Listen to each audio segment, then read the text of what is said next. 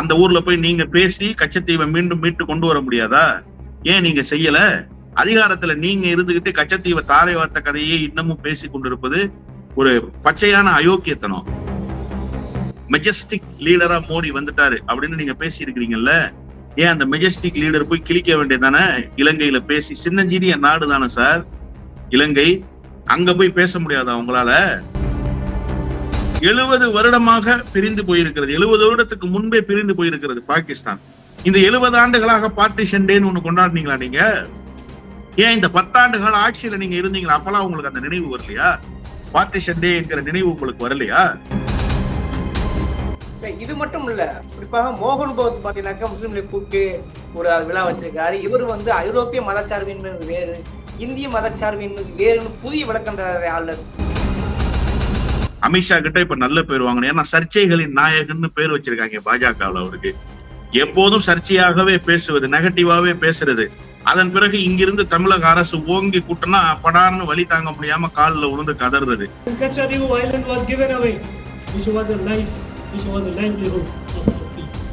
திராவிட இயக்கம் இந்தியாவினுடைய ஒற்றுமைக்கு எதிராக இருக்கிறது என்று பேசியிருக்கிறார். ரவிக்கு பழைய வரலாறு எல்லாம் தெரியாது. அவருக்கு சாவர்கர் அந்தமான் சிறைச்சாலையிலிருந்து மன்னிப்பு கடிதங்களை எழுதி அனுப்பிய வரலாறு தான் தெரியும்.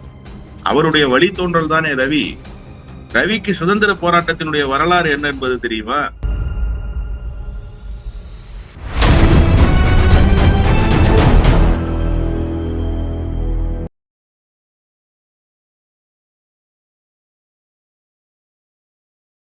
அறக்கழகம் பார்வையாளருக்கு வணக்கம். இன்னைக்கு நம்ம சந்திக்கிற அரசியல் ஆளுமை, அரசியல் விமர்சகர், திராவிட இயக்க சிந்தனையாளர் திரு வல்லம் பஷீர் அவர்கள். வணக்கம் சார். வணக்கம். குறிப்பா வழக்கம் போல் பாத்தீங்கன்னா எல்லா மாநிலங்களிலும் ஆளுநர்கள் மாற்றப்பட்டு விட்டார்கள். மாறுதலின்றி மறுபடியும் தொடர்கிறார் ஆளுநர் ரவிங்கிறதே ஒரு சர்ச்சையானது. ஆனால் இதற்கு பிறகு கூட ரவி பேசுவது மறுபடியும் பேசும் பொருளா மாறுகிறது, சர்ச்சையா மாறுகிறது. நேற்றைய மிக முக்கியமாக ஒரு விழாவில் பேசியிருக்கிறார்.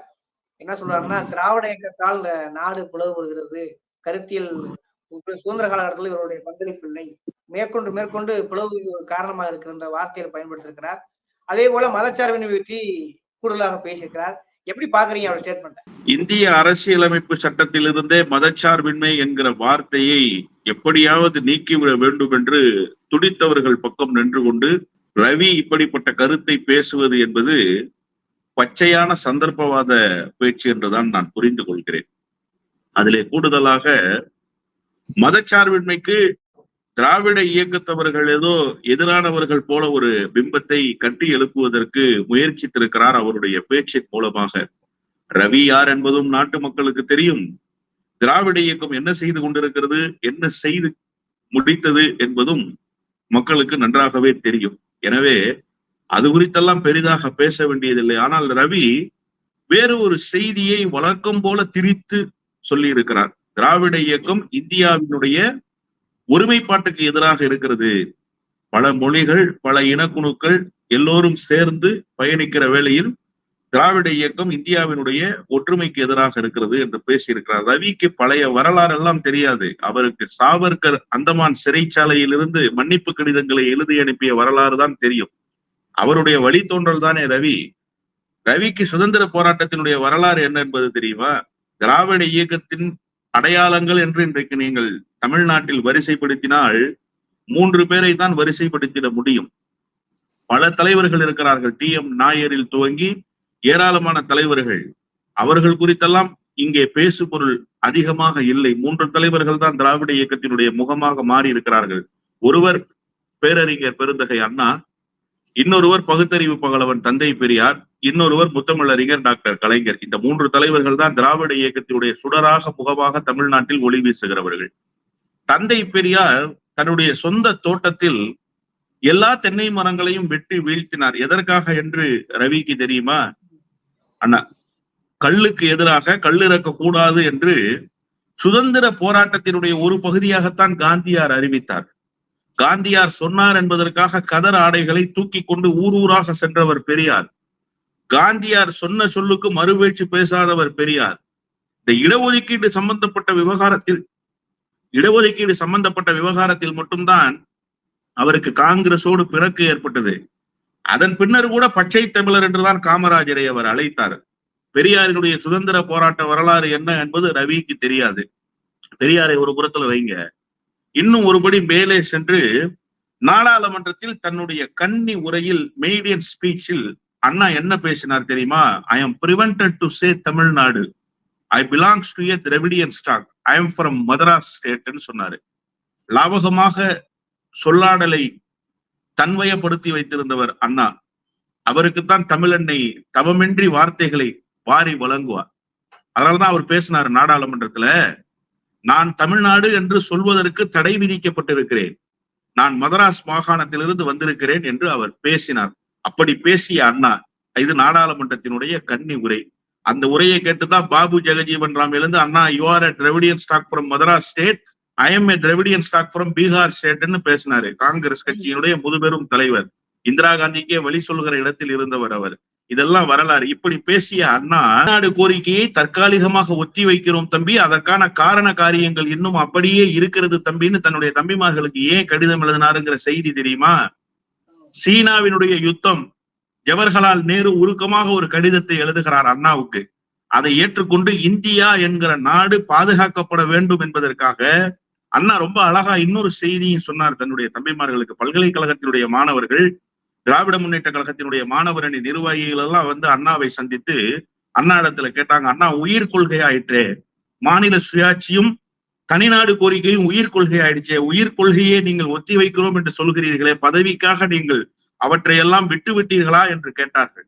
அண்ணா ரொம்ப அழகா சொன்னாரு, வீடு இருந்தால்தான் ஓடு மாற்ற முடியும்னு சொன்னார். இந்தியா என்கிற நாடு இருந்தால்தான்டா நீ தனிநாடு கேட்க முடியும். இந்த நாட்டுக்கு ஆபத்து வந்துருச்சு, இந்த நாட்டை பாதுகாக்க வேண்டும், அதனால் இந்த நாட்டை பாதுகாப்பதற்காக தன்னுடைய உயிர் கொள்கையை தத்தம் செய்த இயக்கம் சார் திராவிட இயக்கம். அன்றைக்கு மட்டும் அண்ணாவினுடைய குரல் அதே தனிநாடு கோரிக்கைக்காக இருந்திருந்தது என்று சொன்னால் சீனாவினுடைய யுத்தத்தை இந்தியாவால எதிர்கொண்டிருக்க முடியாது. நாங்களா இந்த நாட்டை பிளவுபடுத்துகிற சக்திகளாக இருக்கிறோம்?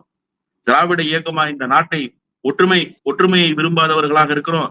நீங்க தான் மதச்சார்பின்மைக்கு பேராபத்தை ஏற்படுத்துகிற சக்திகளாக திகழ்கிறீர்கள். இந்தியாவினுடைய ஒருமைப்பாட்டுக்கு பேராபத்தை விளைவிக்கக்கூடியவர்கள் யாருன்னா நீங்க தான். நேற்றைய தினமே சாட்சியாச்சே, இத்தனை நாட்களாக இத்தனை வருடங்களாக பார்ட்டிஷன் டேன்னு ஒண்ணு இருந்ததா இந்தியாவுல? இதுவரைக்கும் உண்டா சார்? முதல் சுதந்திரம் கிடைத்தது ஒட்டுமொத்த இந்தியாவுக்கு தான், பாகிஸ்தானையும் சேர்த்துத்தான், வங்கதேசத்தையும் சேர்த்துத்தான் இந்தியாவுக்கு சுதந்திரம் 1947 ஆகஸ்ட் 15. அதன் பிறகுதான் பாகிஸ்தான் தனிநாடானது. இன்னொரு செய்தி, நீங்க திராவிட இயக்கம் எதிர்ப்பாக இருக்கிறதுன்னு சொன்னீங்களே, திராவிட இயக்கத்தினுடைய குடையில் நின்று கொண்டுதான், திராவிட இயக்கத்தை துணைக்கு அருகில் வைத்துக் கொண்டுதான் காகிதம் இல்ல சொன்னாரு, உன்னுடைய நிதி எனக்கு தேவையில்லையா, நீ எடுத்துட்டு போயிட்ட, நீ முஸ்லீம் லீக் கூட போயிட்டேன்னு சொல்லிட்ட, நீ போயா இந்தியாவில் இருக்கிற முஸ்லீம் லீக்க நாங்க பாத்துக்கிறோம், உன் வேலையை நீ பாருன்னு ஜின்னாவுக்கு சொன்னாரு. அவருக்கு அத்தகைய நாட்டுப்பற்று இருந்தது என்று சொன்னால் அவருக்கு இருந்த இயக்கம் திராவிட இயக்கம், அருகில் இருந்த இயக்கம் திராவிட இயக்கம். நீங்க நேற்று எதற்காக இந்த தினத்தை நீங்க கொண்டாடுறீங்க? இத்தனை வருடமா பார்ட்டிஷன் டேன்னு ஒண்ணு கொண்டாடினீங்களா? முஸ்லீம்கள் எல்லாம் சேர்ந்து இந்துக்களை கொலை செய்தார்கள், ஏன் இந்துக்கள் முஸ்லீம்களை கொலை செய்யலையா? வரலாறு நெடுகில நீங்க எடுத்து பாருங்களேன். கங்காணி வேலை செய்தது யார்? ஆங்கிலேயர்களுக்கு அருகில் இருந்து கொண்டு உங்களுடைய மூதாதியர்கள் தானே. ஆங்கிலம் படித்து விட்டு அந்த மொழியை கற்று தேர்ந்து விட்டு அவர்களுக்கு அருகே கணக்கு பிள்ளையாக, அவர்களுக்கு அருகிலேயே பலவேறு வேலைகளை செய்யக்கூடியவர்களாக நீங்க தானே இருந்தீங்க. நீங்களா சுதந்திரம் பற்றி பாடம் எடுக்கிறீங்க? காந்தியார் ஆல் இண்டியா ரேடியோல பேசினார் சார், இந்த ஆங்கிலம் தான் நம்மை அடிமைப்படுத்துகிறது, இந்த ஆங்கில மொழியை நாம் விட்டொழிப்போம், இந்த ஆங்கில அடிமை மோகத்திலிருந்து நாம் விடுபடுவோம்னு சொன்னார். BA இங்கிலீஷ் லிட்ரேச்சர் படிச்சுக்கிட்டு இருந்த மாணவன் முகமது இஸ்மாயில் உடனே கல்லூரியிலிருந்து நின்றுட்டாரு. பேராசிரியர்கள் எல்லாம் ரொம்ப அதிர்ச்சியாகி கேட்டாங்க, என்ன இஸ்மாயில் நல்லா படிக்கிற பையனாச்சே, நீ யூனிவர்சிட்டி ரேங்க் கொள்றா வருவேன்னு எதிர்பார்த்தமே, நீ படிப்பை பாதியிலேயே நிறுத்திட்டு என்னன்னு இஸ்மாயில் சாஹிப் என்ற அந்த மாணவன் தான் சொன்னான். காந்தியார் அறிக்கை விடுத்துட்டாரு, அறிவிப்பு வெளியிட்டுட்டாரு, இந்த சுதந்திரத்திற்காக தன்னையே தத்தம் செய்து கொண்டு போராடுகிற இந்த தேசத்தினுடைய தந்தை காந்தியார் சொல்லிட்டாரு, அதனால நான் இனிமே ஆங்கிலம் படிக்க விரும்பல, ஆங்கிலத்தை மூலதனமாக கொண்டிருக்கிற BA இங்கிலீஷ் லிட்ரேச்சர் படிப்பு எனக்கு தேவையில்லைன்னு சொன்ன அந்த இஸ்மாயில் என்கிற மாணவன் தான் காகிதம் இல்லது. ஆனா இன்றைக்கு முஸ்லீம்கள் ஏதோ விடுதலைக்கு எதிரானவர்கள் போல நீங்க காட்டிக் கொள்வதற்கு முயற்சி செய்கிறீர்களே. சத்தியாகிரக போராட்டம் பத்தி தெரியுமா ரவிக்கு? சத்தியாகிரக போராட்டத்தை வேதாரண்யத்திலிருந்து உப்பு சத்தியாகிரக போராட்டமாக நடத்துவதற்கு முன்பு ஊர் ஊராக தன்னுடைய சொந்த செலவில் கூட்டம் போட்டு சக்கரவர்த்தி ராஜகோபாலாச்சாரியாரை அழைத்து வந்து ஒவ்வொரு கூட்டத்திலும் பேச வைத்து உப்பு சத்தியாகிரக போராட்டம் வெற்றி பெறுவதற்கு ஆயிரக்கணக்கானோரை திரட்டியவர் மதுரை மௌலானா. நீங்க அவங்க வரலாறெல்லாம் தெரியுமா உங்களுக்கு? அந்த வரலாறெல்லாம் தெரியாம முஸ்லிம்கள் மீது ஏதோ ஒரு வன்மத்தை கக்க வேண்டும் என்பதற்காக, முஸ்லிம்கள் ஏதோ இந்த சுதந்திரத்துக்கு எதிராக இருந்தவர்கள் போல சித்தரிக்க வேண்டும் என்பதற்காக பார்ட்டிஷன் டேன்னு நீங்க கொண்டாடிக்கிட்டு இந்தியாவினுடைய ஒருமைப்பாட்டுக்கு ஆபத்தை ஏற்படுத்துறீங்க. இந்தியாவினுடைய மதச்சிறுபான்மைக்கு பேராபத்தை உருவாக்குறீங்க. எல்லா வேலையும் நீங்க செய்துட்டு பழிய தூக்கி திராவிட இயக்கத்தின் மீது போடுவது எத்தகைய அயோக்கியத்தனம்! ரவி அணைய போற விளக்கு, அதனால் பிரகாசமாக எரிந்து கொண்டிருக்கிறார். 3 முறை டெல்லிக்கு போயிட்டு வந்தார் அமித்ஷாவை பாக்குறதுக்கு. அமித்ஷா கிட்ட இப்ப நல்ல பேர் வாங்கணும். ஏன்னா சர்ச்சைகளின் நாயகன்னு பேர் வச்சிருக்காங்க பாஜகவில். அவருக்கு எப்போதும் சர்ச்சையாகவே பேசுவது, நெகட்டிவாவே பேசுறது. அதன் பிறகு இங்கிருந்து தமிழக அரசு ஓங்கி கூட்டினா படார்னு வழி தாங்க முடியாம காலில் உழுந்து கதறது. என்ன சொன்னாரு? நான் மசோதாக்களை நிறைவேற்றவே மாட்டேன்னாரு. உச்ச நீதிமன்றம் வரைக்கும் போய் மசோதாவை நிறைவேற்றிதான் ஆகணும்னு சட்டத்தின்படி தீர்ப்பு வாங்கிட்டு வந்தோம்னா என்ன பண்ணாரு? பேசி சமரசம் செய்து கொள்ளுங்கன்னு ஆளுநருக்கு தான் நீதிமன்றம் சொன்னது. முதலமைச்சருக்கா சொன்னிச்சு நீதிமன்றம்? பேசி சமாதானம் செஞ்சுக்கங்கன்னு யாருக்கிட்ட சொன்னிச்சு? ஆளுநர்கிட்ட தான் சொன்னிச்சு. உடனே அப்பாயின்மெண்ட் கொடுத்தாரு முதலமைச்சரை சந்திக்கிறதுக்கு. முதலமைச்சர் சந்திக்க போனாரு. அந்த காட்சிகள் உங்களுக்கும் நினைவு இருக்கும்னு நினைக்கிறேன். சால்வையை தூக்கிக்கிட்டு பொன்னாடையை தூக்கிக்கிட்டு குடுகுடுன்னு ஓடி வந்தாரு. இதுதான் இவருடைய லட்சணம். இப்ப என்னன்னா, புதிய சர்ச்சையை உருவாக்கி இந்தியாவுக்கு எதிரானவங்க திராவிட இயக்கத்தவர்கள்னு பேசிட்டோம்னா சர்ச்சைக்குரிய கருத்தா அது மாறிடும்னு நல்லா ரவிக்கு தெரியும். இன்னொன்று, தமிழ்நாட்டிலிருந்து இந்த நேரத்தில் இப்படி ஒரு குரலை ஆளுநர் பேசுகிறாரு. இப்படியாப்பட்ட ஆளுநர் தான் வேண்டும் என்று அமித்ஷாவினிடத்திலே குட் புக்ல இடம்பெறணும். அவருடைய நன்மதிப்பை பெற்று மீண்டும் இந்த ஆளுநர் பொறுப்பை தக்க வைத்துக் கொள்வதற்காக ரவி இத்தகைய தகுடுதத்தாம் வேலைகளை பேசுகிறார். ஆனால் ரவி தமிழ்நாட்டில் இருந்து கொண்டு பேசியது பச்சையான அயோக்கியத்தனம். இது போன்ற பேச்சுக்களை ரவி இனிமேல் பேசுவதை நிறுத்திக் கொள்ள வேண்டும். நீங்க வேணா பாருங்க, 2 நாள்ல ரவி பேக் அடிச்சுடுவார் பாருங்க. நான் திராவிட இயக்கம் பத்தி எல்லாம் அப்படி சொல்லலையே. திராவிட இயக்கமும் சேர்ந்துதான் இங்க சுதந்திரத்துக்கு பாடுபட்டாங்க.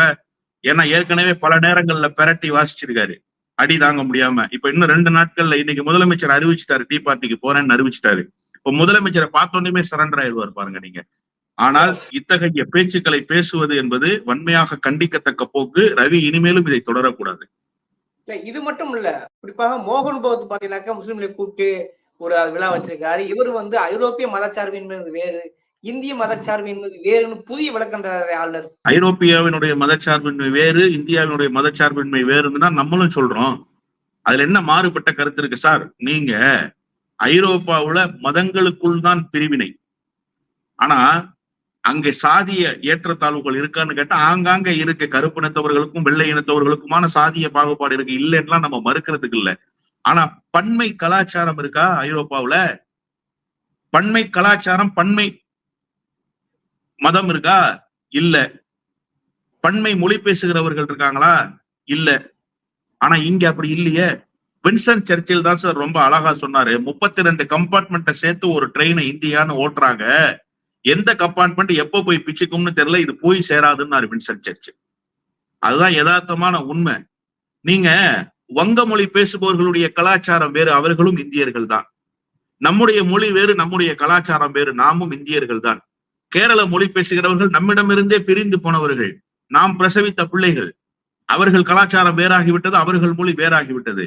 தெலுங்கு வேறு கலாச்சாரமாகிவிட்டது, வேறு மொழி ஆயிடுச்சு. மராட்டியம் வேறு கலாச்சாரம், வேறு மொழி. இப்படி எல்லா இனக்குழுக்களும் சேர்ந்துதானே இந்தியா. இந்த மதச்சார்பின்மை ஐரோப்பாவுல இல்லைன்னு தான் நாம சொல்றோம். நீ தப்பா புரிஞ்சுக்கிட்டு எங்களுக்கு நீ வகுப்பு எடுக்க கூடாது. நாங்க சரியா இருக்கோம், எங்களுக்கு அந்த குளறுபடி இல்லை, எங்களுக்கு அந்த மாறுபாடு இல்லை. நான் என்ன கேட்கிறேன், நீங்க கேட்ட கேள்வி மிக சரியான கேள்வி. RSS எடுக்கக்கூடிய விழாவையே நீங்களும் எடுக்க. நான் இத்தனை நாளா ஏன் சார் நீங்க பார்ட்டிஷன் டேன்னு ஒண்ணு வைக்கல? திடீரென பார்ட்டிஷன் டே வைக்க வேண்டிய அவசியம் என்ன வந்தது? முழுக்க முழுக்க மதச்சிறுபான்மையினுக்கு எதிரான துவேஷ பேச்சுக்களை பேச வேண்டும், துவேஷ நடவடிக்கையில் ஈடுபட வேண்டும் என்பதை தவிர வேறு ஏதாவது நோக்கம் இருக்கா? பாகிஸ்தான் எங்கிருந்து பிரிந்து போய் எத்தனை வருடம் சார் ஆச்சு? 70 வருடமாக பிரிந்து போயிருக்கிறது. 70 வருடத்துக்கு முன்பே பிரிந்து போயிருக்கிறது பாகிஸ்தான். இந்த 70 ஆண்டுகளாக பார்ட்டிஷன் டேன்னு ஒண்ணு கொண்டாடுனீங்களா நீங்க? ஏன் இந்த 10 ஆண்டுகால ஆட்சியில நீங்க இருந்தீங்களா? அப்பெல்லாம் உங்களுக்கு அந்த நினைவு வரலையா? பார்ட்டிஷன் டே என்கிற நினைவு உங்களுக்கு வரலையா? எதற்காக இப்போது புதிதாக இந்த நாள்? நான் என்ன கேட்கிறேன் சார், பாகிஸ்தானோடு நமக்கு ஒட்டும் இல்லை, உறவும் இல்லை. பாகிஸ்தானில் இருக்கிற இஸ்லாமியர்களோடு ஏதாவது இணக்கமான போக்கோ அல்லது நாங்கள் இந்தியர்கள் என்பதை மறந்து நாங்கள் பாகிஸ்தானுக்கு ஆதரவாக நிற்போம்னு இங்க ஊர் இஸ்லாமியர்கள் நிற்கிறார்களா? நீங்க எதற்காக இந்த துவேஷ நடவடிக்கையில ஈடுபடுறீங்க? பிரித்தாளுகிற வேலையை எதற்கு நீங்க செய்றீங்க? உணர்ச்சி வயப்பட்ட மக்களாக இந்து மக்களை மாற்றுவதற்கு எதற்காக நீங்கள் மெனக்கிடுறீங்க? உங்களுடைய நோக்கம் அப்ப என்ன? நான் ஒரே ஒரு விஷயம் தான் பேசணும் இதுல. என்னன்னா, பார்ட்டிஷன் டேன்னு ஒண்ணு கொண்டாடப்படுறதுக்கு பாகிஸ்தான் நம்மிடம் இருந்து பிரிந்து போனது ஒரு காரணம். அதோடு முடிந்து விடவில்லை என்கிறார் ரவி. நாங்களே சொல்லிட்டோம், தனிநாடு கேட்டவங்களை தற்காலிகமா ஒத்தி வைக்கிறோம்னு சொல்லிட்டோம். அந்த தற்காலிகம்ங்கிறது கிட்டத்தட்ட 70 ஆண்டுகள் ஆயிடுச்சு. இனியும் அது தொடரணும்னு நினைக்கிறோம். இல்ல அது தற்காலிகம் தான், நீங்க தற்காலிகமாவே வச்சுக்கோங்க, கையில எடுத்துருங்கன்னு சொன்னா எங்களுக்கு ஒண்ணும் பிரச்சனை இல்லை. கையில எடுக்கிறதுக்கு நாங்க தயாரா இருக்கோம். நீங்க யாருகிட்ட உண்டு கொளுத்து வாழுவீங்க? யாருகிட்ட ஜிஎஸ்டி வாங்குவீங்க? யாருகிட்ட வரிய வாங்கிக்கிட்டு நான் தேசிய பேரிடர்னு உங்களை அறிவிக்க மாட்டேன்னு சொல்லுவீங்க? வேற ஊர்ல நீங்க சொல்ல முடியுமா? பேரிடர் மேலாண்மை நிதியை தேசிய தொகுப்புல இருந்து நீங்க கொடுக்கலன்னா செத்து போயிடுவாங்க. இருக்கிறவங்கலாம் ரோட்டுக்கு வந்துருவான், பிச்சை எடுக்கிற நிலைமைக்கு வந்துருவான். எங்களுக்கு அப்படி அவசியம் இல்லை. மெட்ரோ ப்ராஜெக்ட்னு தொடங்கிட்டு காசு கொடுக்காம ஓடி போயிருவீங்க. இந்த இன்னைக்கு விருதுநகர் மதுரை ரயில்வே திட்டத்துக்கு 180 கோடின்னு அறிவிச்சுட்டாங்க பட்ஜெட்ல. இன்னைக்கு விருதுநகரனுடைய நாடாளுமன்ற உறுப்பினர் மாணிக்க தாக்கூர் சொல்றாரு, இல்லங்க 18 கோடி தாங்க அறிவிச்சிருக்கிறாங்கிறாரு.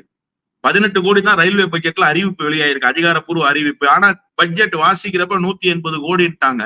இப்படி எல்லாம் நீங்க தமிழ்நாட்டை தான் ஏமாத்த முடியும். நாங்க தான் கவலைப்பட மாட்டோம். மெட்ரோக்கு காசு கொடுக்கலன்னு பரவாயில்ல, நாங்க எங்க தொகுப்புல இருந்து செலவு பண்ணிக்கிறோம், அதுக்கப்புறம் பணத்தை கொடுன்னு சொல்லி நாங்க செலவு பண்ணிக்குவோம். எங்க கிட்ட அந்த தெம்பு இருக்கு, எங்க கிட்ட அந்த திராணி இருக்கு. வேற மாநிலங்கள் முடியுமா? நீங்க இப்ப இத பேச துவங்குனீங்கன்னா தற்காலிகமாக ஒத்தி வைத்ததை நாங்கள் மீண்டும் கையில் எடுக்கிற நிலைமைக்கு ரவி போன்றவர்கள் தள்ளிவிடக் கூடாது. முதலமைச்சர் ரொம்ப தெளிவா இருக்கிறார். இன்னைக்கு அவருடைய சுதந்திர தின உரையில் மிக தெளிவாக குறிப்பிட்டிருக்கிறார். இந்த நாட்டினுடைய ஒருமைப்பாடு பாதுகாக்கப்பட வேண்டும், இந்த நாட்டினுடைய மதச்சார்பின்மை பாதுகாக்கப்பட வேண்டும், இந்த நாடு அதனுடைய நிலையில் அப்படியே தொடர வேண்டும் என்கிற உரையை முதலமைச்சர் சொல்லியிருக்கார். இதுதான் தமிழ்நாட்டினுடைய நிலைப்பாடு, இதுதான் தமிழ்நாட்டினுடைய உணர்வு. ஆனால் இதற்கு எதிரான சிந்தனையை எங்களுக்குள் ரவி ஊட்டி விடுகிற வேலையை செய்கிறார் என்பதுதான் இப்ப இங்க இருக்கக்கூடிய பிரச்சனையை. நாங்க அப்படி சிந்திக்கல, ரவி எங்களை அப்படி சிந்திக்க தூண்டுகிறார். அப்படி செய்வதற்கான முயற்சியில் அவர் இறங்கி இருக்கிறார். அதற்காகத்தான் இந்த பார்ட்டிஷன் டே போன்ற நாட்களை எல்லாம் பயன்படுத்தி கொண்டு இந்திய ஒன்றியத்துக்கு ஒரு அஜெண்டா இருக்கு சார்.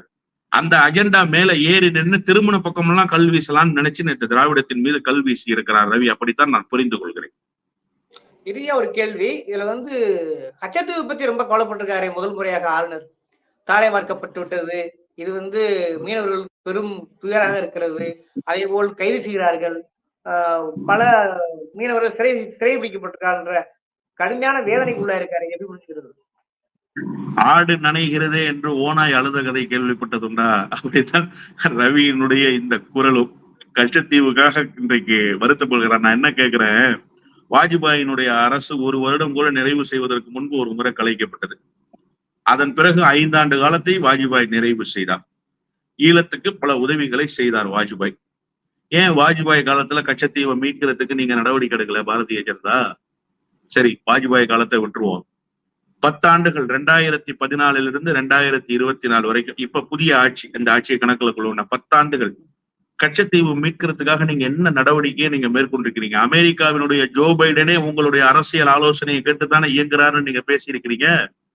உலகளாவிய தலைவராக உலக தலைவர்களுக்கு ஆலோசனை சொல்கிற இடத்துக்கு மெஜஸ்டிக் லீடரா மோடி வந்துட்டாரு அப்படின்னு நீங்க பேசி இருக்கிறீங்கல்ல. ஏன் அந்த மெஜஸ்டிக் லீடர் போய் கிழிக்க வேண்டியதானே? இலங்கையில பேசி, சின்னஞ்சிறிய நாடு தானே சார் இலங்கை, அங்க போய் பேச முடியாதா உங்களால? MRS சிறிசேனான்னு பேசினாரு உங்க ஆள் போய், மிஸ்ஸஸ் சிறிசேனாவை. அந்த ஊர் தான் இலங்கை, நினைவுபடுத்துவோம், நம்ம மறந்துருப்பாங்க அவங்க. அந்த ஊர்ல போய் நீங்க பேசி கச்சத்தீவை மீண்டும் மீட்டு கொண்டு வர முடியாதா? ஏன் நீங்க செய்யல? அதிகாரத்துல நீங்க இருந்துகிட்டு கச்சத்தீவை தாரை வார்த்த கதையை இன்னமும் பேசி கொண்டிருப்பது ஒரு பச்சையான அயோக்கியத்தனம். அதைத்தான் மீண்டும் மீண்டும் அவர்கள் செய்து கொண்டு சார். கச்சத்தீவு அரசியலுக்காக பயன்படுத்தப்படுகிறது. கடல் தாமரை மாநாடுன்னு ஒண்ணு நடத்தினாங்க பாஜக சார்புல. கடல் தாமரை மாநாட்டுக்கு பிறகு என்ன நடந்ததுன்னு தெரியுமா உங்களுக்கு? ஒரு மீனவர்கள் கூட இனி தொட முடியாது இலங்கை கடற்படை. பேசுனீங்களா இல்லையா? இப்ப என்ன நிலைமை? எத்தனை மீனவர்கள் அதன் பிறகு கொல்லப்பட்டிருக்கிறாங்க? நாடாளுமன்றத்திலேயே குரல் எழுப்பி இருக்கிறாங்களே நாடாளுமன்ற உறுப்பினர்கள். இப்ப இந்த மீனவர்கள் மீது தாக்குதல் நடத்தியதுக்கு குரல் எழுப்புறாங்களே, 836 மீனவர்கள் தாக்குதலுக்குள்ளாயிருக்கிறாங்க சார் கடந்த 10 ஆண்டு காலத்துல. இதுல இன்னும் குறிப்பா சொல்ல போனா மோடியினுடைய 2வது ஆட்சி 2019 2024 இதுவரை அதிக அளவில் தாக்குதல்கள் பதிவு செய்யப்பட்டது இந்த ஆட்சி காலத்துலதான். அவ்வளவு மீனவர்கள் தாக்கப்பட்டிருக்கிறாங்க. இதுக்கெல்லாம் ஏதாவது ஒரு நடவடிக்கை உண்டா? வெளிவிவகாரத்துறை இதுக்கா வாய் திறந்திருக்கா? குறைந்தபட்ச கண்டனத்தையாவது தெரிவித்திருக்கா இலங்கை அரசுக்கு? நீங்க கண்டனத்தை காட்டுங்க, ரவியை காட்ட சொல்லுங்க கண்டனத்தை.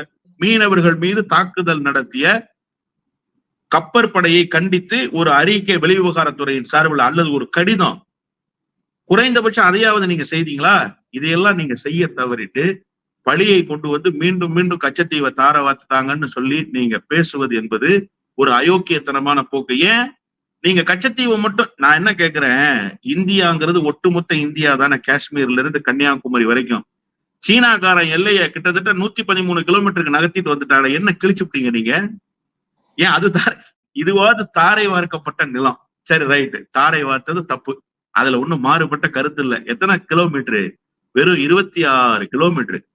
113 கிலோமீட்டரை உங்கள்கிட்ட கேட்காமலே இதுவாது வித் பர்மிஷனோட சரிப்பா எடுத்துக்கிட்டு போப்பா பிரச்சனையை முடிச்சுக்கன்னு சொல்லி கொடுத்தது. இதை நீங்க பெருசா பேசுறீங்க. உங்கள்கிட்ட கேட்காமலே உலக தலைவருக்கெல்லாம் ஆலோசனை சொல்ற உங்க தலைவருடைய நாலேஜ் இல்லாமலே, உங்க தலைவர் மீது இருக்கிற பயமே இல்லாம 112 கிலோமீட்டர் வந்துட்டான சைனாக்காரன். என்ன கிழிச்சிங்க நீங்க? அப்ப அந்த ஊரை நீங்க தாரை வார்த்தது சரியா? நீங்க அதை மீட்கிறதுக்கு போராடிங்களா? முதல்ல அதுக்கு ஏதாவது நடவடிக்கை எடுத்துட்டு நீங்க அதுக்கப்புறமா வந்து கச்சத்தீவு பற்றி பேசுங்க. ஒன்றுபட்ட இந்தியா என்று சொன்னால் எல்லாம் இந்தியா தான். பிரச்சனையை மட்டும் இங்கே வந்து பேசுவது, பெருமைகளை போய் அங்கே பேசுவது என்பது அரசியல் லாபத்துக்கு தான் பயன்படும். முதல்ல ஆளுநர் அவரோட வேலையை செய்யணும். அவர் வேலையை விட்டுட்டு அரசியல்வாதி வேலை செய்யக்கூடாது. நீங்க பாஜகவுக்கு கொள்கை பரப்பு செயலாளரா இருந்துக்கங்க, ஆளுநர் பொறுப்பை ராஜினாமா பண்ணிட்டு போய் அந்த வேலையை செய்யுங்க. நீங்க ஆளுநரா இருந்துகிட்டு அந்த வேலையை செய்யாதுங்க. இதுவரை தமிழ்நாட்டின் ஆளுநர்களுக்கு இருந்த கண்ணியம், மாண்பு, அவை எல்லாவற்றையும் காலில் போட்டு மிதிக்கிற ஒரு ஆளுநராக இந்த ஆளுநர் இருந்திருக்கிறார். ஆளுநர்னாலே அருவருக்கத்தக்க ஒரு பொறுப்பு என்று பார்க்கக்கூடிய நிலைமை ரவி ஆளுநராக இருந்த காலத்தில் தான் தமிழ்நாட்டுக்கு வந்திருக்கிறது. இது ஒரு குறிப்பா இன்னைக்கு ஆகஸ்ட் 15 சுதந்திர தினம், இதெல்லாம் வச்சுதான் அவர் பேசினாரான்னு தெரியல. இருந்தாலும் இந்த தரவுகள் அடிப்படையில், வரலாற்று அடிப்படையில் கூர்மையான விவசாயம் முன்வைத்திருக்கிறீர்கள். அப்படியே மக்கள் பாருங்க விட்டுடுறேன். விவாதத்தோட அறக்கலத்துக்கு நேரம் ஒதுக்கியது ரொம்ப நன்றி. நன்றி.